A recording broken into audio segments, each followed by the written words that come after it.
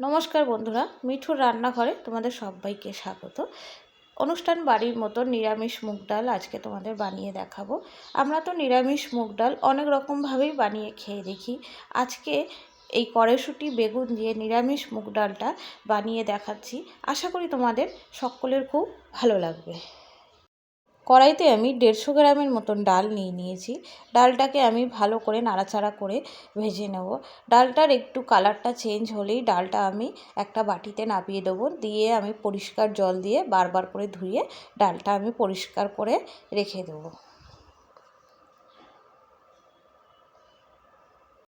কড়াতে আমি হাফ বাটির মতন জল দিয়ে দিলাম, যেহেতু ডালটা সিদ্ধ করতে হবে।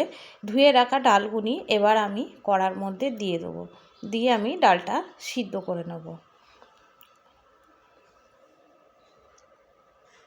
বাটির মধ্যে কিছু ডাল লেগেছিল, তাই আমি জল দিয়ে ধুয়ে ভালো করে কড়ার মধ্যে আমি দিয়ে দিলাম। এবারে আমি এর মধ্যে দিয়ে দেবো অল্প একটু নুন, দিয়ে নাড়াচাড়া করে রেখে দেবো। ডালটাকে প্রেসারে দেবে না, ডালটাকে কড়াতেই সিদ্ধ করবে, তাহলে একটা দানা দানা ভাব থাকবে। প্রেসারে দিলে ডালটা গলে যাবে। দেখো ডালটায় আমার দানা দানা ভাব আছে, এদিকে সিদ্ধও হয়ে গেছে। ডালটা এবার আমি একটা বাটির মধ্যে ঢেলে রেখে দেবো।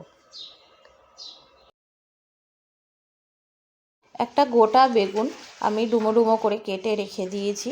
এখানে আমি কড়া বসিয়ে দিয়েছি। কড়াতে আমি দিয়ে দিলাম তেল। তেলটা গরম হলে বেগুনগুনি সব এক একটা করে আমি দিয়ে দিলাম। দিয়ে এবারে আমি বেগুনগুনিকে একটু নুন হলুদ দিয়ে একটু লালচে লালচে করে ভেজে নেব। বেগুন বেশিক্ষণ ভাজতে লাগে না, বেগুন একটু অল্প ভাজলেই বেগুনগুনি খুব ভালো ভাজা হয়ে যায়। তা আমি বেগুনগুনিকে নাড়াচাড়া করে ভালো করে আমি ভেজে নিই। বেগুনগুনি ভাজা হোক, এদিকে একটা মশলা রেডি করে নিয়েছি। একটা গোটা টমেটো দিয়ে দিলাম, একটু আদা আর 4টে কাঁচা লঙ্কা দিয়ে আমি এটা পেস্ট করে নিই। এখানে বেগুনগুনি আমার ভাজা হয়ে গেছে। এবার আমি তেল ছেঁকে বেগুনগুনিকে একটা আলাদা জায়গায় তুলে রেখে দেবো।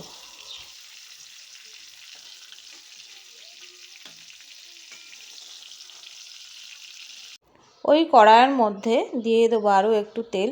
তেলটা একটু গরম হোক, তার মধ্যে আমি ফোড়নে দিয়ে দেবো 2টো তেজপাতা, একটু গোটা জিরে, আর দিয়ে দেবো একটু গরম মশলা। গরম মশলার তেলে দিলে একটা খুব সুন্দর মিষ্টি গন্ধ আসে। এইবারে আমি ফোড়নের মধ্যে দিয়ে দেবো পেস্ট করে রাখা মশলাটা। মশলাটা দিয়ে আমি ভালো করে একটু নাড়াচাড়া করে দেবো।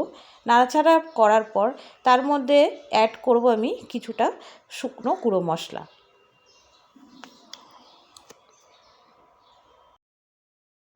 দিয়ে দেবো এতে হলুদ গুঁড়ো, আর দেবো নুন, আর দিয়ে দেবো একটু কাশ্মীরি গুঁড়ো লঙ্কা।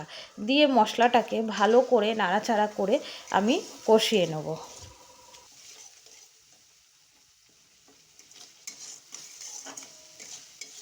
এবারে আমি দিয়ে দেবো এতে মিক্সির বাটি ধোয়া জলটা দিয়ে আমি আরও একবার ভালো করে নাড়াচাড়া করে মশলাটা কষিয়ে নেব। মশলাটা ততক্ষণ কষিয়ে নেব যতক্ষণ না তেলটা মশলার থেকে আলাদা হয়ে যাচ্ছে। এদিকে দেখো মশলার থেকে তেলটা আলাদা হয়ে গেছে, মশলাটাও কালারটাও কত সুন্দর এসছে। এবার আমি এর মধ্যে দিয়ে দেবো অল্প একটু চিনি। চিনিটা দিয়েও আমি আরও একবার ভালো করে নাড়াচাড়া করে নেব। এবারে আমি এর মধ্যে দিয়ে দেবো হাফ বাটির মতন কড়াইশুঁটিটা দিয়েও মশলার সাথে আমি আরেকবার কষিয়ে নেব।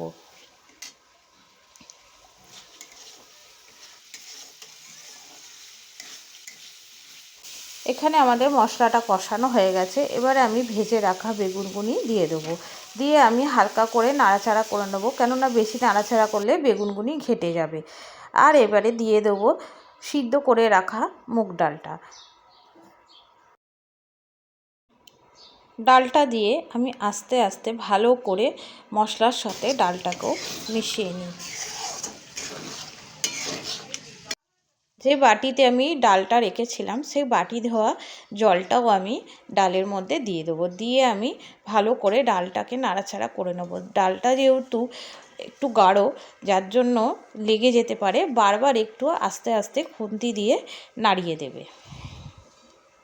এই রকমভাবে নিরামিষ দিনে ডালটা বানিয়ে নিলে ছোট থেকে বড় সবাই হাত চেটে খেয়ে উঠে যাবে। ডালটা দেখো আমাদের রেডি হয়ে গেছে। এবারে নামাবার আগে আমি দিয়ে দিলাম অল্প একটু গরম মশলা, তোমরা চাইলে ঘিও দিতে পারো, দিয়ে নাড়াচাড়া করে নামিয়ে দেবে। এই নিরামিষ ডালটা ভাতের সাথে তো ভালোই লাগে, যারা ডাল দিয়ে রুটি খেতে ভালোবাসে তাদেরও খুব ভালো লাগবে।